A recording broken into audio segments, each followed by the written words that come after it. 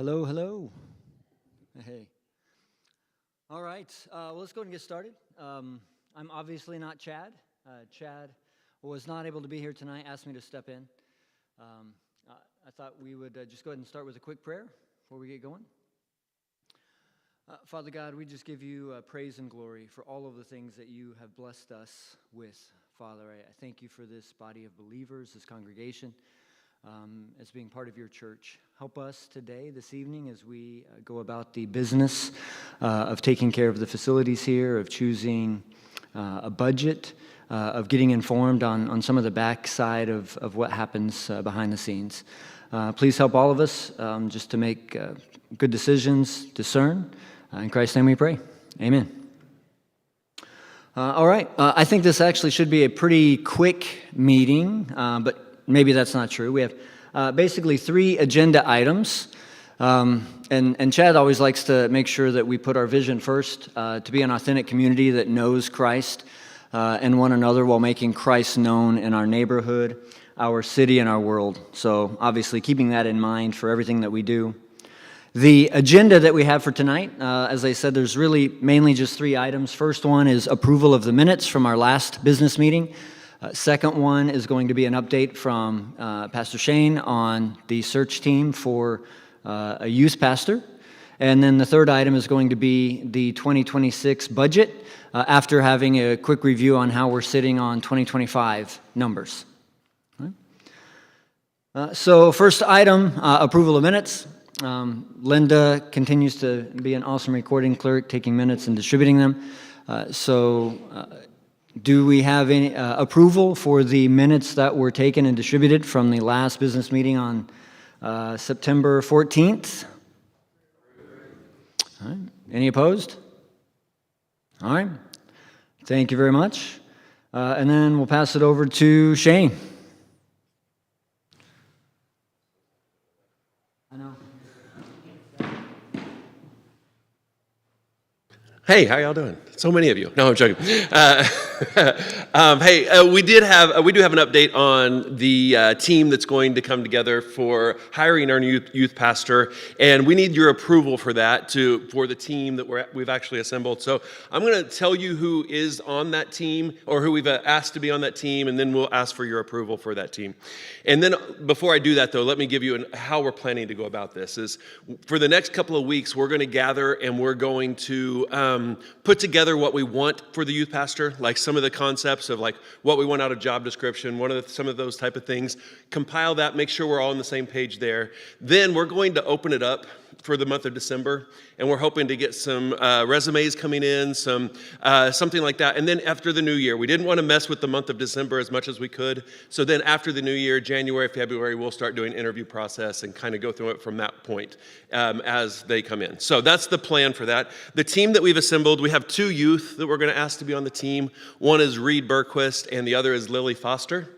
So we've asked both of them to be a part of the team. The adults we have on the team, we're asking to be on the team, are Wes Miller. Stacy Lacey has said he would like to be a part of that. We always want an elder on the team, and he's going to represent that as an elder. And any meeting he can't be at, Linda said she would be happy to come to as well. So we have kind of a backup plan in that for our elders in that place. So then we have Gene Stratton is going to be a part of that, who's also been a part of the team for a while. Jeff Carpenter has said he would do that, and Sarah Amador. So those are the people that we've gathered to kind of be a part of the team as we, I'm sorry, I missed one. Jill Penna, that's the one I forgot. Sorry, Jill Penna is also said she would be a part of that team. So there's a lot of parents, there's a lot of people involved with youth group and elders that we just wanted to kind of get a good mix of people too as we make those decisions. So that is the team that we're doing, that we've compiled. So I guess we need your approval on that, but I don't know if you want me to go ahead and go that. Yeah. Do we have your approval on that team? Any opposed? Great, thank you. I did have one other announcement that I wanted to put out there as well. To replace our nursery, worker, like Abby is no longer going to be doing that now that she's had the second baby. She decided not to do that anymore. So we went ahead and went through a process of hiring. That didn't have to be approved. It's not a pastoral position, so it didn't have to go through that. So Joy and I worked together, and we're actually going to bring Maddie Stockabrand, who was our intern this summer. She's actually going to step into that role and it's a small role, about 10 hours a week, and she's going to step into that role and kind of lead our nursery program and help Joy alongside that with some of the children's work that needs to be done. So I just thought I'd give you that information as well. So, good.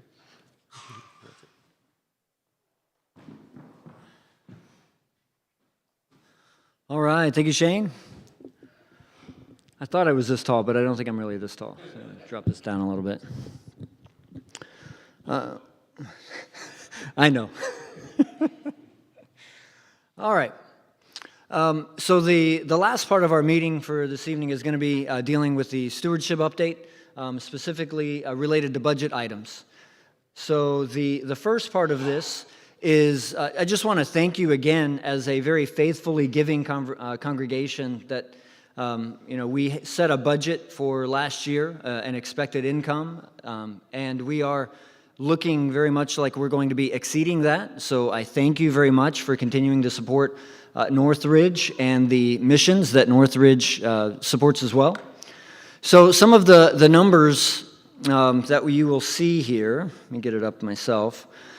So the top item is our general fund, what the balance of that is. So that's basically the money that we have sitting in the bank. And it's not like it's just sitting in the bank. We have some of it invested for some returns, but kind of our nest egg, if you will, is $364,000 as of the end of October. Giving for the first 10 months of this year is sitting at $428,000, which is actually pretty good given that it is typical that the final 2 months, especially the last month of a year, is the largest giving month. In terms of the budget needed, it would have been $420,000. And again, that's not necessarily a fair representation. That's just the $505,000 divided by 12, right? And then so you take 10 months of that is how that number comes about. But you can see that we are tracking ahead, even just of that linear number. The other item that is important is what our expenses are.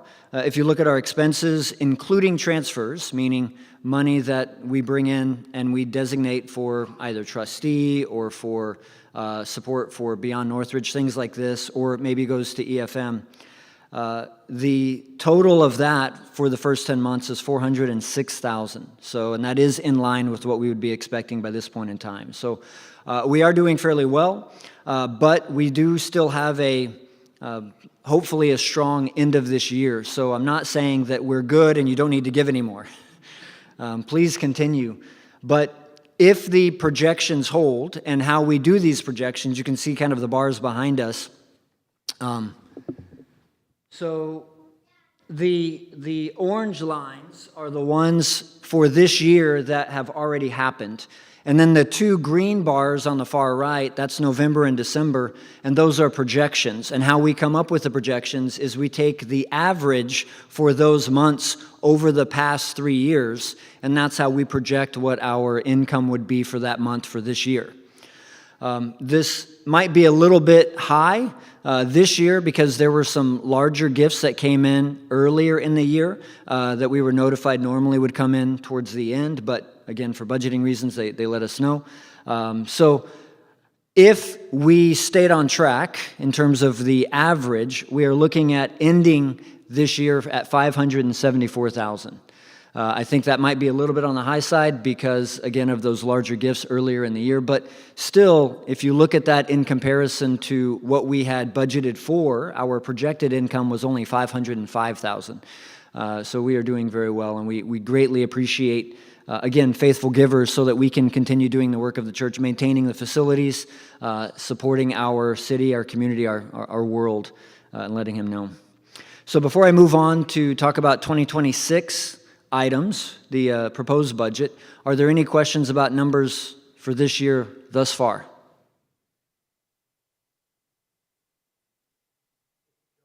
Yes, Bruce. Yeah, so the question was, is there anything up here about Beyond Northridge? No, Beyond Northridge is taken care of separate. It's not part of a budgeted item, so to speak, so it's not included in any of these numbers shown here. It's its own fund. It's not part of the general fund, so that is a separate item. Yeah, good question.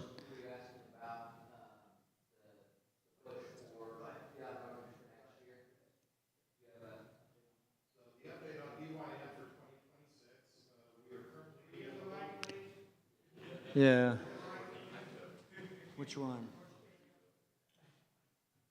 Here. I'll just let you come up. So update on 2026, we are currently a little over $70,000, so that's considerably higher than we were in 2025. We will give an update this next week or the week after that. We're waiting for it to see kind of how it settles in at the moment, but we're doing very, very well.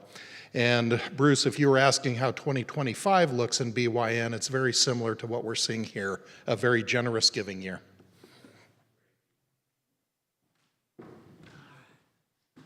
All right, thank you, Brendan. And thank you, Taylor, for clarifying to make sure we got the right question answered. Other questions, comments about 2025? Okay. Moving along to 2026. So our proposed budget, and we've gone over this several times in the stewardship team, presented it to the leadership team this year, this past week actually. And even we saw something very similar to this at the last business meeting. The numbers here are only slightly different, but based on the giving that we've had and the trajectory of giving that we've noticed over the last several years, in the last 2 years, we had a budget or a projected income of $505,000, and that's what we were comfortable as a stewardship team setting the kind of top limit as being. But we have continued to exceed that year after year, and again, the trajectory has gone up. And so what we decided to do for setting up the limit or the top end for 2026 is we took the last 2 years, what their actual final end-of-year giving was, along with the projection for 2025, which we are, 80% into that now. And if you take the average of those three numbers, you come up with $552,000. And so what we decided to do, and again, that's going to be lower than what last year's final giving was, and what we are projecting this year's final giving is going to be. So that's still lower than those numbers, but it's significantly higher than the $505,000 that we had previously had for the prior 2 years. So if you were curious where that number and why it's much larger came from, that's how we justified that number. And as a stewardship team, we felt comfortable being able to hit that. The nice thing about doing that, it was kind of a God thing, because when we set that number, we also ask all of the ministry teams to come up with what their request is for 2026. So what all of their things they would like to do for a proposal. And then as a stewardship team, we collect all of that, and then we go through. And the difficult thing is if we're not comfortable projecting a high number and the requests come in and is higher than that, then we have to go back and start trimming some things away, right, which we don't like to do. But what was beautiful about this year is once we set that $550,000, all of the requests that came in totaled $546,766. So it was just under $550. And so we were able to satisfy every request from each of the ministry teams. It just felt like it was like I said, a God thing. So that's kind of where we're sitting. You notice that some of these items, there are larger differences. Stewardship team is one of the ones that has a significant difference. We're looking at an $18,000 difference from 2025 to 2026. So some of the items that are for that increase, things like general maintenance. We've had a lot of items, especially with some of the HVAC, not just replacements, but even just maintenance on it, that has been higher than expected. So that's up $8,000 from 2025 to 2026.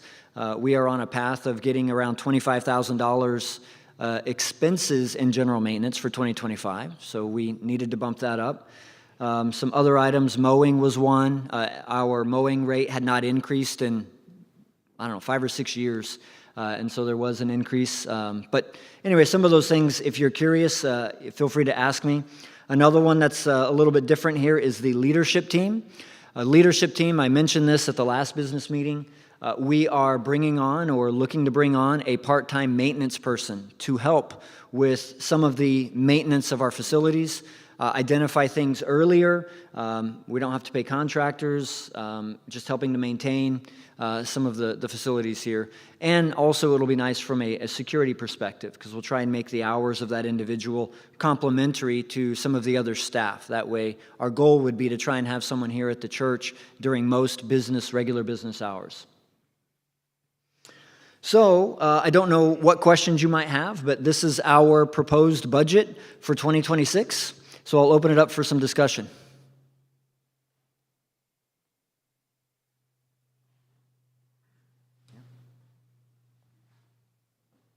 Oh.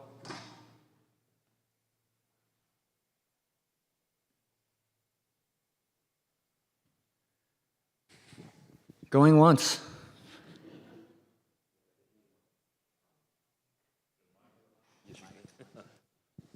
I was just wondering if the search for another youth pastor has an impact on it, since I don't think it was expected when all this was put together in the beginning. Yeah, that's an excellent question. So the youth pastor salary is included already, and we've had discussions with Shane about what that salary we are willing to offer, and it's in line. So it's not going to be any significant change to the budget item.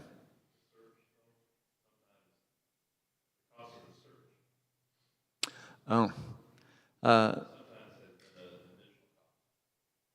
Yeah, there were no discussions about an expense from the search perspective, right? Ads or so forth. Yeah. Bruce also has a question.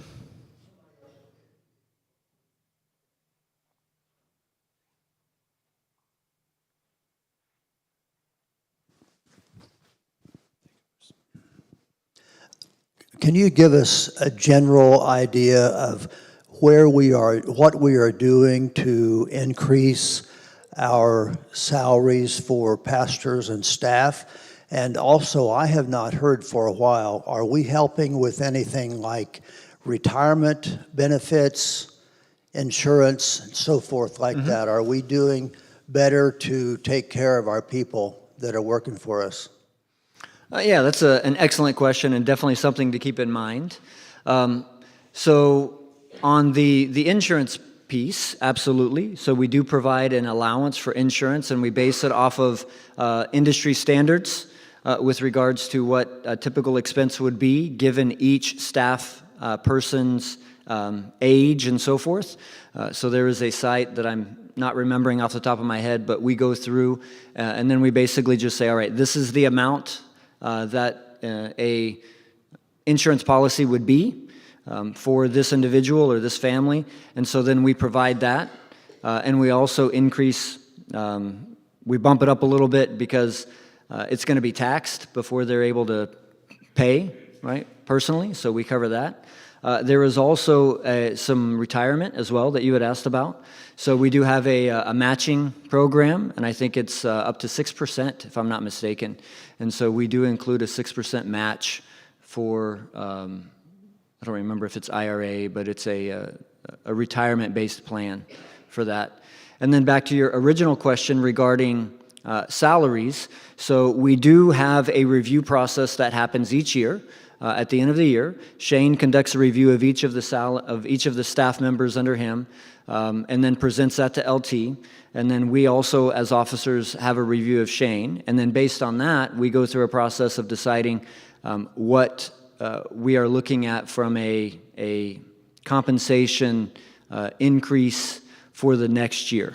So that is something that we have done and we will continue doing. And that is something that when we make the budget for each year, we do put a number as a percentage increase for the salaries as a placeholder for budgeting reasons heading into the next year?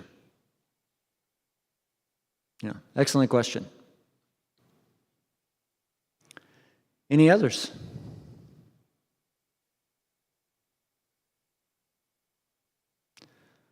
Okay. Then if there's no other questions on the 2026 budget, this is the big one. So do I have your approval for the 2026 budget of $550,000 for projected income as shown on the screen? Any disapproval?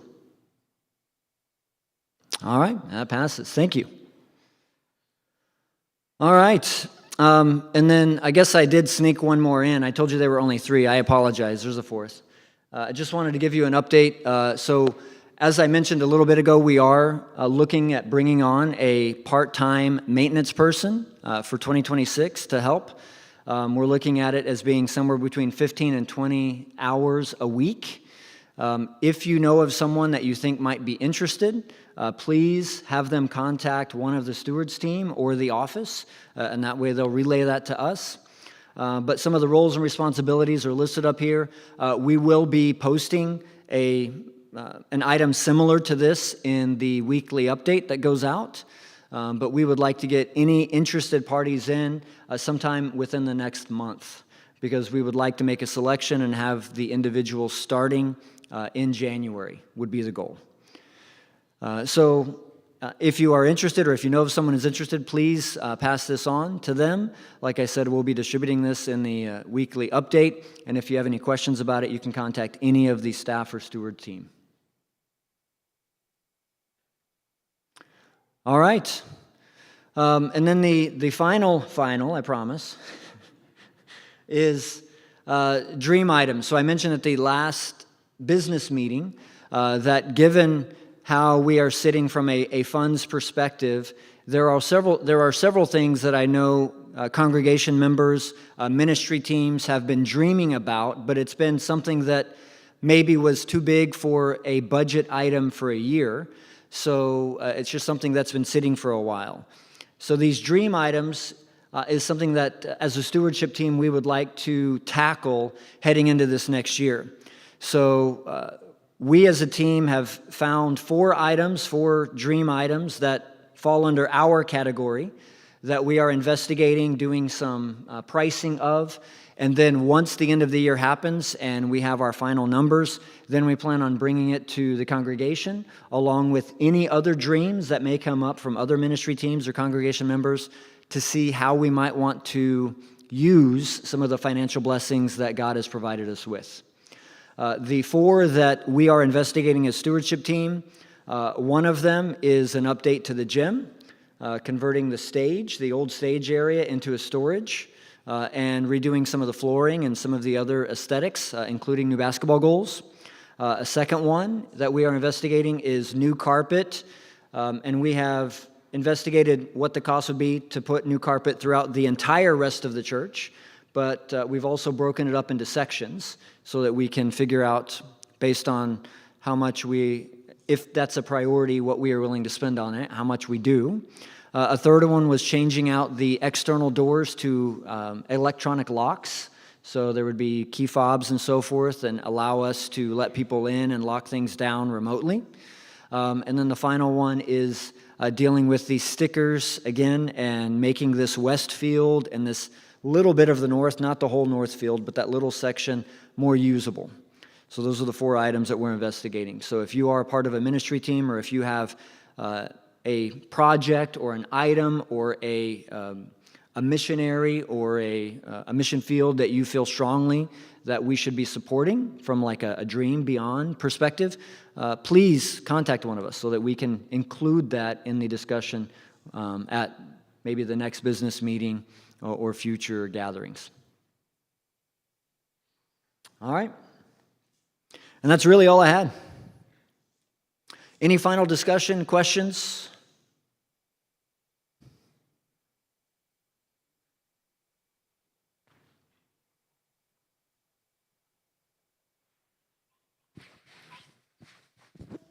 Do you want to just share a note about the change in online giving potentially coming up? Yeah, thank you for that, Taylor. So Shane had brought this up just briefly this morning as well. The church, we are going through a change on some of our back-end website, some of our hosting and streaming of services, and that also is going to include changing our online giving platform. So from the church website perspective, it's going to look almost identical from a giving perspective, but it will be being handled by a different processor versus who we are currently with. So as Shane mentioned this morning, if you have signed up under the current provider as a recurring donor, we will be sending out information in the next probably 2 weeks on how you can set up with our new platform and then turning off your old giving. Right? And so we will be making a change to the website here fairly shortly. Again, it's not going to be anything that is overly obvious or visible, but it will start going through the new processor versus the old. And so if you give just individually, meaning it's not a recurring gift, then you may have to create an account the first time, but other than that, it's going to be the same. But for the recurring givers, we will have some steps for you to follow to make that change.